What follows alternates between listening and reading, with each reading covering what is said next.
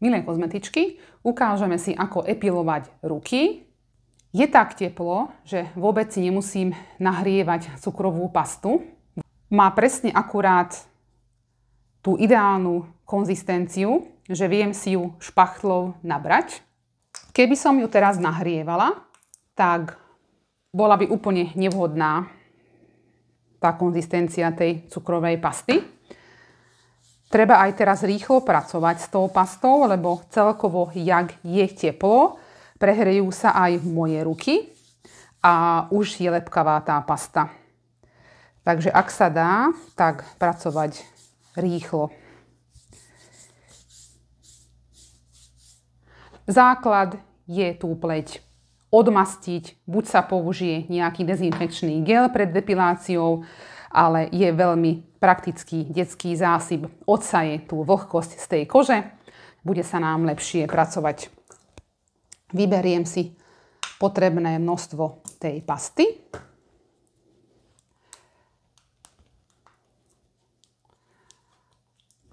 Toto mi úplne postačí.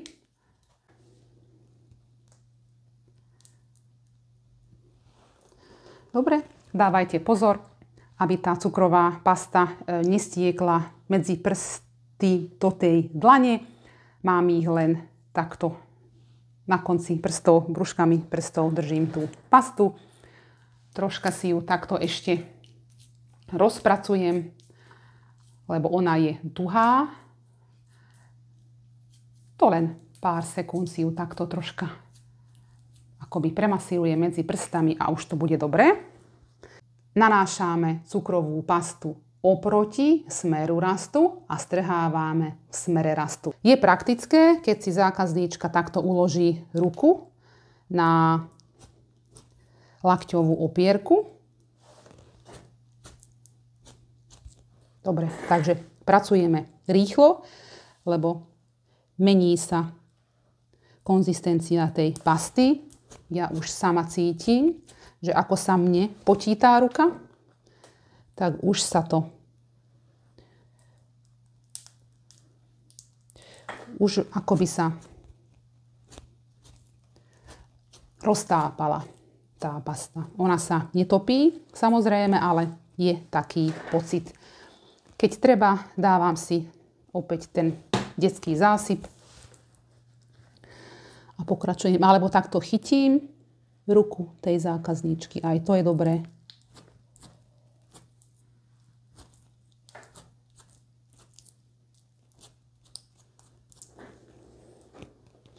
Ja potom zvyknem aj robiť tak, že tu si chytí vzadu lehátko a tým pádom sa opäť lepšie dostávam do nejakej inej časti toho predlaktia a takto, keď si ona zafixuje tú ruku, tak aj to je pre mňa pomoc, tá ruka nejaká nepadá, že je vlastne v stabilnej pozícii.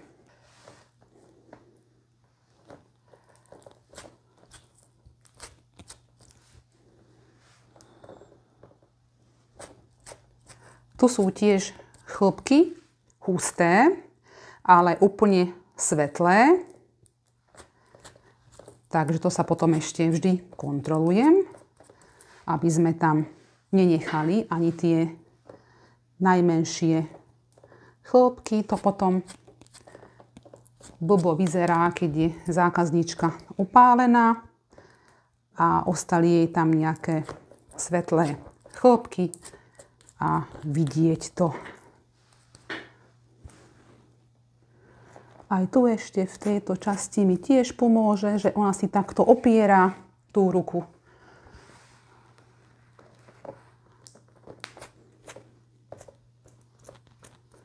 Je teplo, potia sa aj moje ruky a neviem už túto ruku dokončiť s touto pastou. Už je to veľmi lepkavé, už sa to veľmi lepí do mojich prstov, tak radšej si zoberiem ešte kúsok čistej, novej pasty a tým ešte dokončím túto vnútornú časť, lebo s týmto by sa mi už ťažko pracovalo. Ukážem, že čo tým myslím. Je už tá pasta taká roztečená, roztopená a už potom v tejto fáze, už keď má takúto konzistenciu tá pasta, keď nie je dobrá tá zručnosť, tak mne to ešte ide, ale ukážem, že ako by to bolo, keby to už nešlo.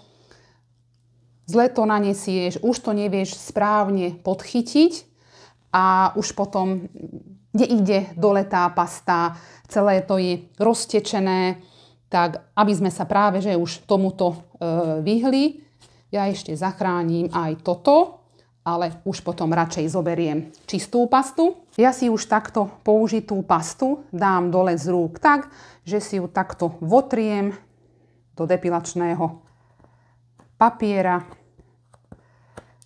lebo nechcem, aby mi táto pasta skončila v umývadle a už len takto opláchnem ruku pod vlažnou vodou sa mi tento zvyšok pasty dobre mie z rúk a opäť potom s čistými, suchými rukami si ešte naberiem presne toľko tej pasty, čo ešte potrebujem, aby som dokončila ešte túto vnútornú časť rúk.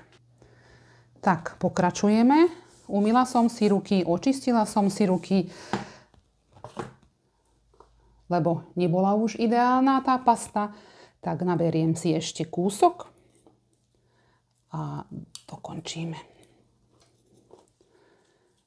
Takže radšej, keď tak vidíte, že už nie je ideálna pasta, zober si radšej kúsok čistej pasty, lebo si ušetríš čas a hlavne sa s tým nebudeš trápiť.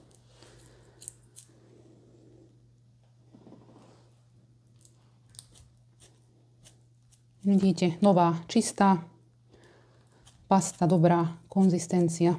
Dobre sa mi s tým pracuje. Keď nasypeme detský zásyp, tak pekne vidieť ešte chlpy. Takže aj tak sa viem odkontrolovať, keď sú veľmi svetlé tie chlpy.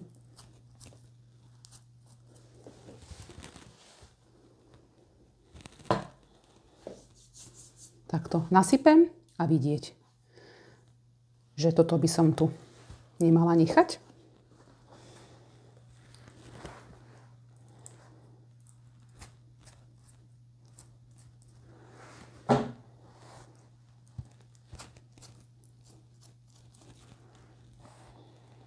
Takto si aj podržím tú ruku zo spodu. Nech je pevnejšia, nech mi to nepadá. Aj si tak natiahnem tú kožu. Vidíte, chytím jej takto kožu z dola a nelietá mi to.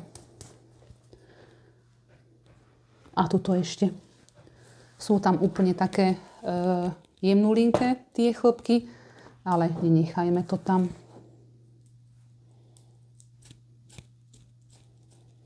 Zobrala som si už menej tej pasty.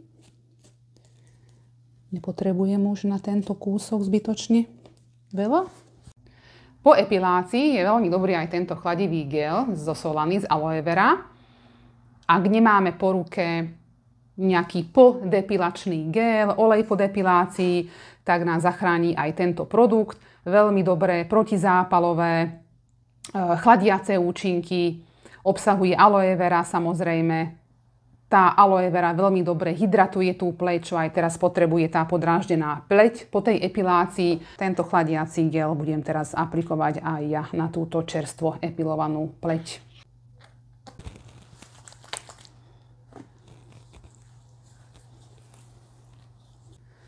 Dobre, a je to hotové.